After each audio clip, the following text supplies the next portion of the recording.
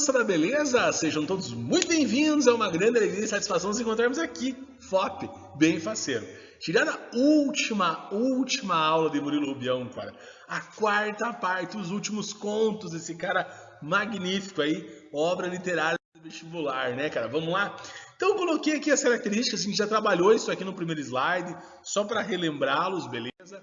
Coloquei os tipos do narrador também, só para relembrar, a gente já trabalhou isso aqui no primeiro slide, no primeira parte da nossa obra aí e tal. E vamos que vamos os últimos contos, vamos lá. Gente, aqui nós temos a lista dos últimos contos e foco, matéria e destruição. O Bom Amigo Batista, cara, incrível. Ele também é dividido em capítulos curtíssimos, tá? Ao contrário do Edifício, né, que nós vimos a construção daquela Torre de Babel e tal, que também era dividido em capítulos, mas lá era capítulos com nomes, né? A lenda, a profecia, blá, blá, blá. Aqui não, capítulo 1, capítulo 2, capítulo 3, capítulos curtos, cara. E o Bom Amigo Batista tem uma história de um amigo retardado, cara. Se tem um amigo retardado, esse amigo é o Batista. Beleza.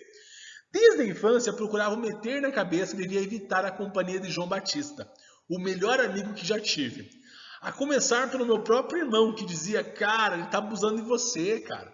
Você é burro, meu. Cadê a canetinha aqui? Ó, você, cara, é burro, tá? Porque esse João Batista quer te enganar, cara. Esse João Batista, ele tá te enganando. Você faz as tarefas, faz as ADs, os trabalhos e coloca o nome dele, cara, tá ligado? E ainda por cima, um dia, quando os piadas estavam batendo, ele foi lá te ajudar a bater, tá ligado? Ele disse que não me ajudou porque tava com cãibra. Ah, velho. Tá ligado? Tipo aquele cara que é teu amigo só na hora que você precisa. Meus pais também diziam, cara, você escreve os discursos para ele. Ele virou o orador, o líder de turma, porque você escreve os discursos, né? Cara, todo mundo me aconselhando que ele era burro, né? Um dia comecei a namorar e adivinha quem que roubou minha namorada? Cara, a minha namorada era muito ligeira, né, cara? O meu amigo Batista não teve nada a ver com isso, coitadinho. É que a minha namorada era muito safada. Ah, véio, é muito retardado. É muito retardado. Ele não enxergava que esse amigo dele, o Batista, era um safado, cara, um traia, um cachorro, né? Pois bem, ele passou no concurso do Ministério da Fazenda porque eu ajudei ele na prova. Ajudei tanto que esqueci de fazer a minha prova. Na verdade, trocamos a prova. Ele passou e eu não, tá ligado? Ele acabou, pela nota, ele virou chefe da seção onde eu trabalhava, né? Certo dia, cara, me apaixonei por uma moça branca, né? O nome dela é Branca, tá? E, cara, ela me deu a luz que eu precisava, beleza? Conversamos e um mês depois casamos. E, claro, que chamei o Batista para ser padrinho do meu casamento. Beleza. Um ano de casados e começamos a ter problemas. Por quê? Adivinhe. Cara, o Batista subiu de cargo e precisava chamar alguém para ocupar o cargo de liderança dele. Quem que vocês pensam que ele podia chamar? Obviamente, eu, né? Porque eu fazia os trabalhos, eu fazia tudo, né? Fazia o meu trabalho e o trabalho dele, tá ligado? Mas ele não me chamou, cara. Ele chamou o meu colega. Mas eu entendo por que ele não me chamou. Porque as pessoas vão ficar falando, né, que era coisa e tal, beleza, beleza. E ele acabou chamando o sobrinho do ministro para assumir esse cargo de liderança. Não eu, porque, cara, né, ficaram meio chato me chamar e tal. Cara, a minha esposa estava indignada, cara, indignada com essa situação, de quão burro eu era, né? Então, cara, interessantíssimo isso. O que aconteceu, cara? Eu pirei, surtei, briguei com a minha esposa. E ele, o Batista e a minha esposa me internaram num hospício, cara. E adivinhe, ele, o Batista e a minha esposa ficaram juntos no final. Cara, que amigaço, velho! Então, na sala da diretoria do hospício, né, meu irmão foi lá para tentar me tirar de lá. Ele disse que eu tinha sido internado no hospício por uma armação entre o Batista e a minha ex-mulher, porque eles estavam juntos agora e tal, não sei o quê. E quando eu ouvi o meu irmão falando mal do meu amigo Batista, eu comecei a berrar. É mentira, é calúnia, eu sou doido sim, eu sou burro. E comecei a bater nos armários, nos diretores e tudo mais. e comecei a xingá-lo, porque ninguém pode falar mal do meu amigo Batista, né? E se a minha mulher me internou junto com o Batista, é porque eles sabem o que é melhor para mim. E assim termina o conto, o meu amigo Batista. Cara, que amigaço esse cara, velho. Que pilantragem, que pilantragem. Próximo conto, Epidólia. Epidólia, sou Emanoteu de Pentecospeia, filho de Oloneia, irmão da Micalateia. Gente, coloquei aqui o Hermanoteu, né, velho, na terra de Godá, para você lembrar aqui da Epidólia, cara. Parece que a Epidólia já é muito conhecida, muito rodada por aí. Como assim? Como assim? A nossa Epidólia? É, a nossa Epidólia. Ela não poderia ter entrado no momento em que o senhor estava fora da portaria? Cara, o que está acontecendo? Eu, namorado da Epidólia, estava num parque, no zoológico e tal, me distraí com uma criança. Quando de repente a Epidólia sumiu do meu lado. Fui até o hotel onde ela estava, onde ela se hospedara e tudo mais. E cara, ela não estava lá. Segundo o porteiro, ela nem dormiu ali. Eu como, é absurdo e tal, não sei o que. Invadimos o quarto dela e o quarto dela estava vazio, cara. Nenhuma roupa nos cabides, mala, nada. Apenas uma calcinha jogada no chão, manchada de sangue. Eu senti que o sangue ainda estava fresco. Estranho isso, mas tudo bem, né? E aí saí desesperado à procura da minha namorada. Foi então que o porteiro disse assim, olha, quem sabe onde ela pode estar é o Pavão, um marinheiro velho, aí amante dela, que com certeza sabe. Mais uma vez, a questão do mar, né? Interessante que nessa cidade nem mar tinha, mas tinha um marinheiro, tá ligado? Não faz sentido, tá ligado? Mas esse marinheiro disse que era um velho amante dela. E ele ficava num dos bares, né, na orla marítima, que a cidade não tinha mar, umas coisas loucas. Mas enfim, cara, fui até lá, até a esse bar, ver esse velho, e cara, um velho nojento, cara. Ó, um velho nojento. Eu comecei a conversar com ele, e ele só me respondia torto, né? Ele me disse assim, moço, você já perguntou demais, como é que é teu nome? Ah, eu me chamo Manfredo. Nome antigo, bem antigo. O senhor não vai entender. O que aconteceu? Mas cadê a Epidólia? Aquela vaca. Arranja um trouxa pra gostar dela, dá vontade de rir. Cara, quando ele me chamou minha namorada de vaca, velho. E aí eu escutei que ele era amante dela, aquele velho inútil, nojento, fedorento. Eu voei, cara, dei um murro naquele velho, e o velho me deu uma sova que apanhei horrores, né, cara? Seu devasso, decrépito. E cuspi na cara do marinheiro. Em resposta, apanhei. Então, ele me diz assim, ó. Eu não devia ajudar cornos e imbecis como você, mas procure na casa da frente, a casa do pintor. Lá ele também é amante dela, ó, Micalateia. Lá também ele é amante dela, né? E deve saber onde ela está. Pô, velho, descobri que a minha namorada, tá? Tem um amante, né? Tem um cara, um velho decrépito aqui. E agora descobri que ela tem amante, um pintor, cara. Meu chapéu. Tá rolando, aumentando o número de chifre aqui, né? Tá bom, trágico. Fui lá falar com o pintor. O pintor disse que não me podia me receber porque tava com cachumba. Mas quando entrei na casa do pintor, até onde a gente conseguiu ter acesso, um monte de quadros de mulheres nuas. E tava lá o quadro de Epidólia, cara. Pelada, velho. Eu fiquei assim, nossa, velho, tipo minha namorada, velho, tá ligado? Trágico, trágico, trágico. Foi então que o pintor disse que aquela mulher da foto, a Epidólia, não era amante dele, era apenas uma modelo, né? Que servia de base para as pinturas. Quem poderia dar informações sobre Epidólia era o farmacêutico. Ele falou assim, ó, nem precisa me dizer que o farmacêutico com certeza é amante dela, né? Não, o farmacêutico é tio dela, pode ir lá, tranquilo. É um senhor muito velho, muito idoso. Pois bem, quando eu cheguei na farmácia, estava lá o senhor velhinho e tal, bem velho. E eu falei assim, olha, eu tô procurando a Epidólia, tua sobrinha e tal. Ele, ela passou aqui agora há pouco e tal, pedindo umas pílulas anticoncepcionais. Eu até estranhei porque ela é virgem, né? Aí eu pensei, virgem Maria, que eu fui cair nessa, né, cara? Mas enfim, tá. E aí o que você sabe, né, sobre ela? Ela não sei, sumiu e tal. Daí eu falei assim, olha, eu vou ser bem sincero pro senhor. Teve um marinheiro velho que me disse tal coisa, me disse isso. Um pintor que me disse isso, como virgem, que história é essa de virgem? Ele, não, aquele velho marinheiro é o pai da Epidólia. Ou seja, meu irmão, olha a semelhança aqui, retardado, entre eu, o velhinho da farmácia, e o velho do mar, o velho lobo do mar. Então, ele é pai, e ele diz para todo mundo que ela tem um monte de amantes e tudo mais, mas é justamente para proteger a sua filha, né? Então, cara, nesse momento deu uma respirada, né? E, ufa, né? Vou continuar procurando a minha Epidólia. Termina assim, é aquele final cíclico, final que não termina, para que vocês lembrem-se de ser uma característica comum dos contos do Murilo Rubião. Petúnia, cara, esse conto é uma viagem, tá ligado? Petúnia é o nome dessa flor muito bonita, né, maravilhosa e tal, não sei o quê, e eu coloquei ali a imagem dos Bates Motel, né, moçada?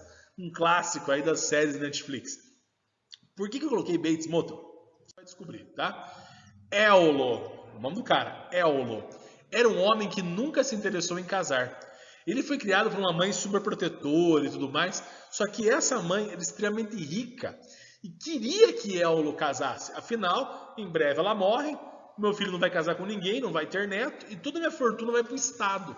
Então não, piá, você precisa casar. Ele não queria saber casar.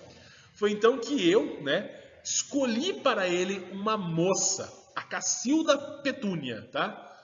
É Cacilda, mas ele chama de Petúnia, então vamos dizer esse nome. A Cacilda, também chamada de Petúnia.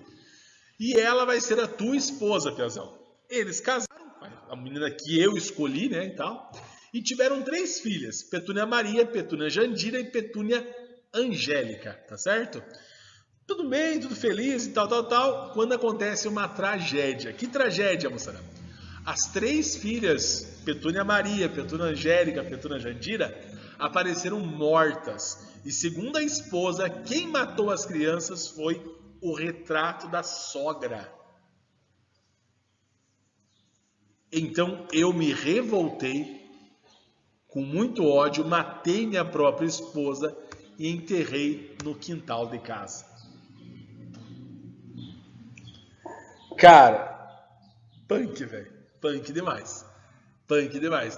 Então, não sabemos se essa mãe era um fantasma, era uma visagem, se realmente existiu, se era um retrato, se esse piá era governado pela mãe, igual o Norman Bates.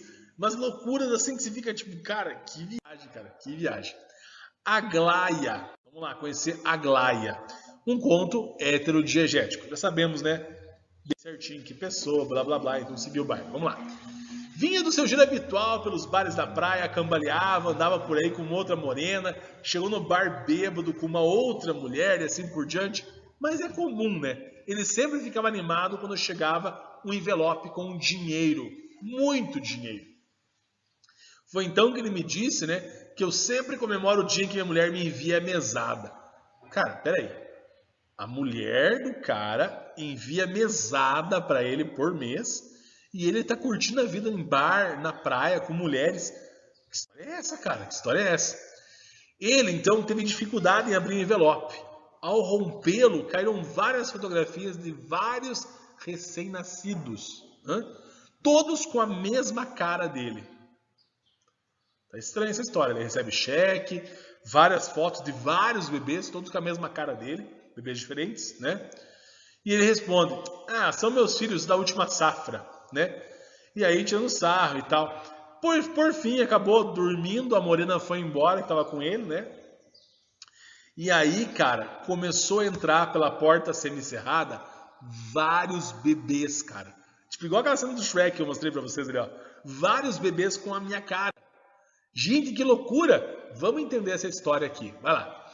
Quando ele era mais novo, ele resolveu casar com uma moça riquíssima, tá? Só que essa moça riquíssima, o pai não estava concordando que essa moça rica casasse com Zé Ruelas igual eu, né?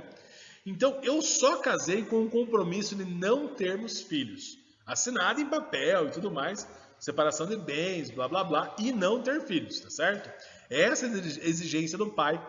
E assim por diante. Eu aceitei, porque eu não queria saber de filhos, não imaginava ter filhos.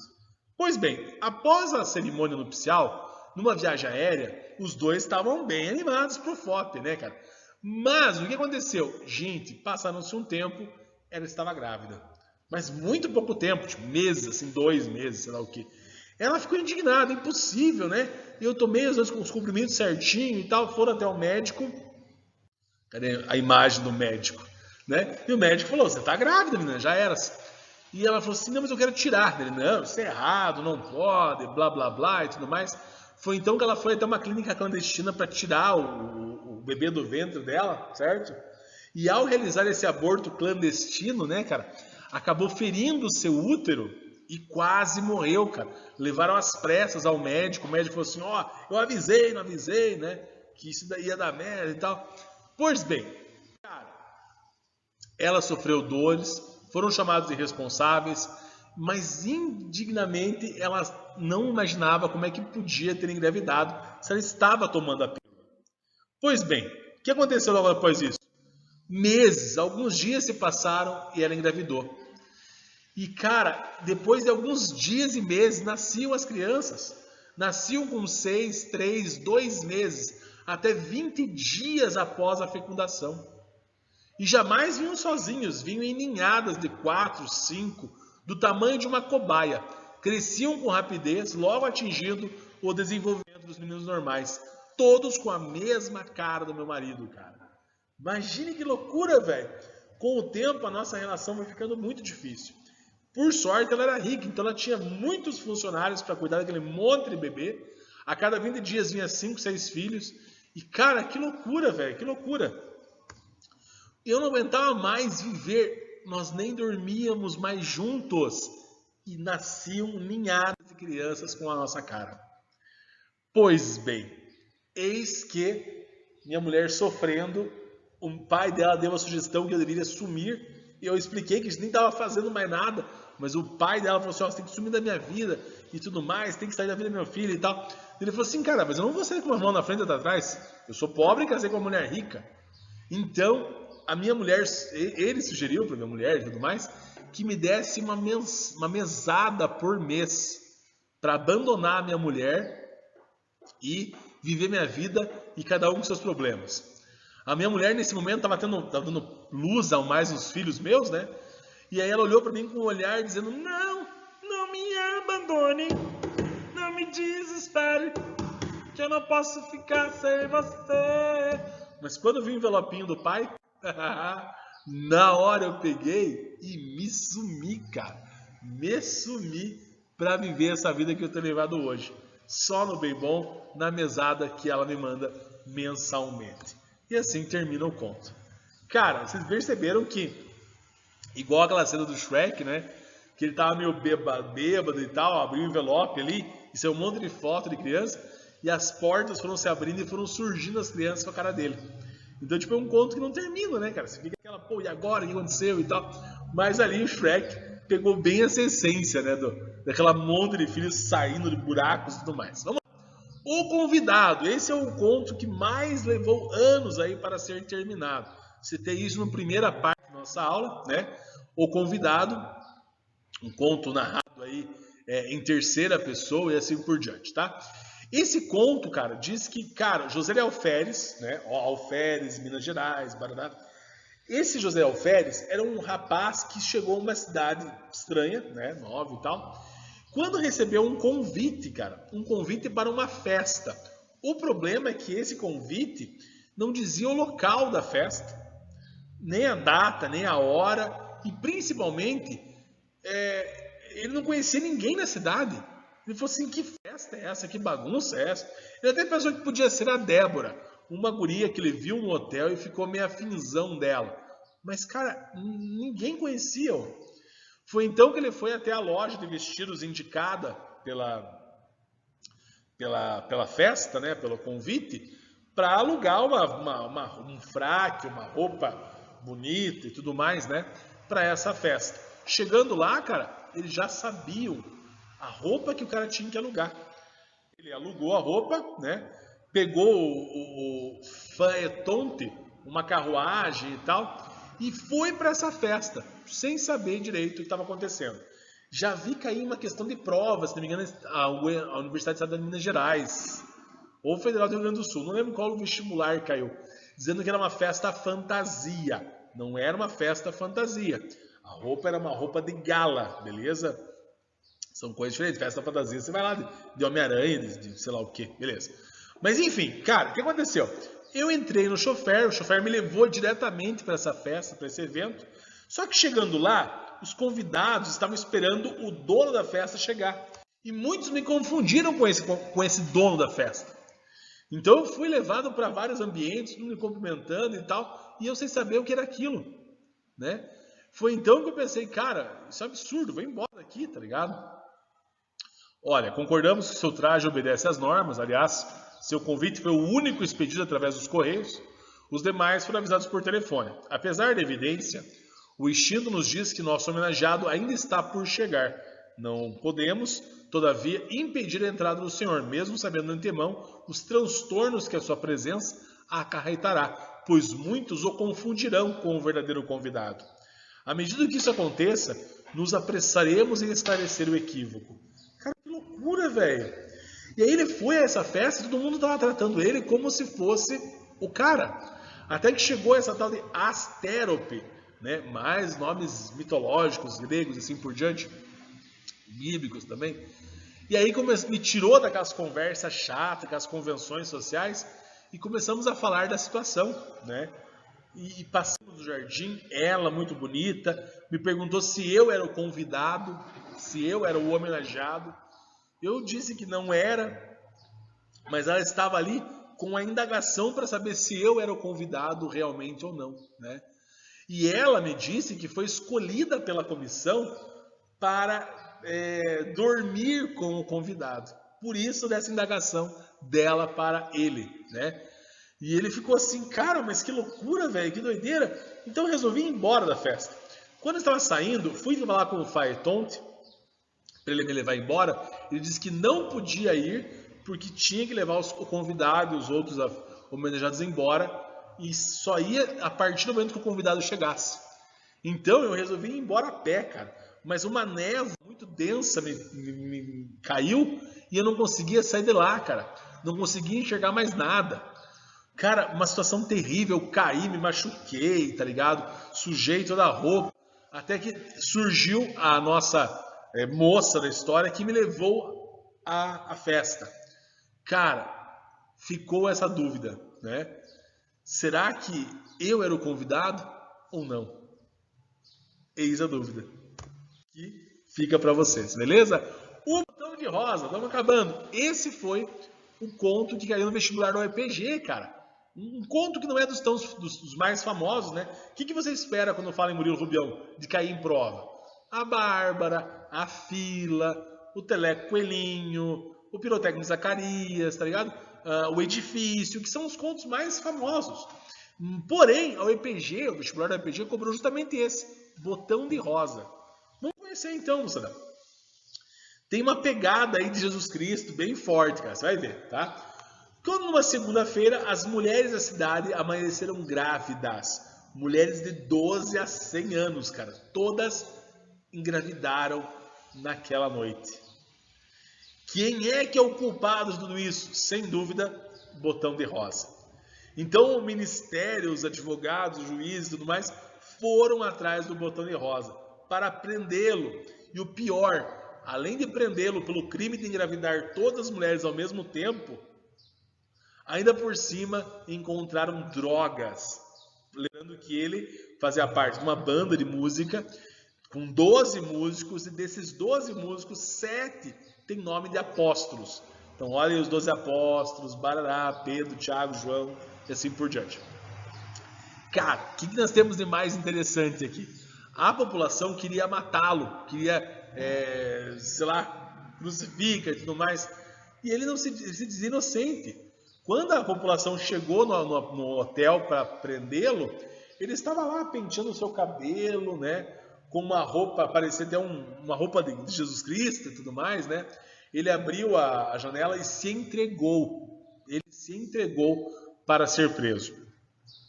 A dúvida é, como que alguém pode engravidar meninas de 8 a 80 anos? numa noite só. Não importa, ele vai ser condenado à morte. E a execução acontece. Fim. O EPG escolheu esse conto. O que o EPG perguntou no vestibular foi se ele havia resistido à prisão, se ele havia lutado para escapar da prisão. E não, assim como Cristo, ele se entregou para ser exterminado. Último conto, os comensais, né? Cara, aqui nós temos um personagem da história, né? O Jadon, né? Que nos traz o mito de Medeia e Jason, cara. O que acontece no mito de Medeia e Jason? Só para a gente se ligar antes de começar o conto. Medeia foi substituída, né, por uma jovem de 16 aninhos de idade. Ela, revoltada, pensou, eu vou matar essa jovem. Mas o meu marido, o meu crush, ele talvez não ame ela tanto assim. E se eu matar essa jovem, ele arranja outra jovem. Pois bem, eu vou matá-lo. Mas se eu mato Jason, ele não vai sofrer, a não ser que seja uma morte bem sofrida. Já sei, eu vou me matar. Pô, mas se eu me matar, ele vai dar graças. Já sei, eu vou matar as filhas dele. As minhas filhas. Aí sim ele vai ter um eterno sofrimento. Pegaram o mito de Medeia e Jason? Vamos à história. Eu trabalhava numa fábrica, estava no almoço comendo, né, estilo Ron Weasley, assim, blá, blá, blá, blá. Quando de repente vi na fábrica que todo mundo parecia zumbi, cara. Manja? Bate sinal, o pessoal. We don't need no education. Que loucura, velho! E as pessoas parecendo zumbis na fábrica.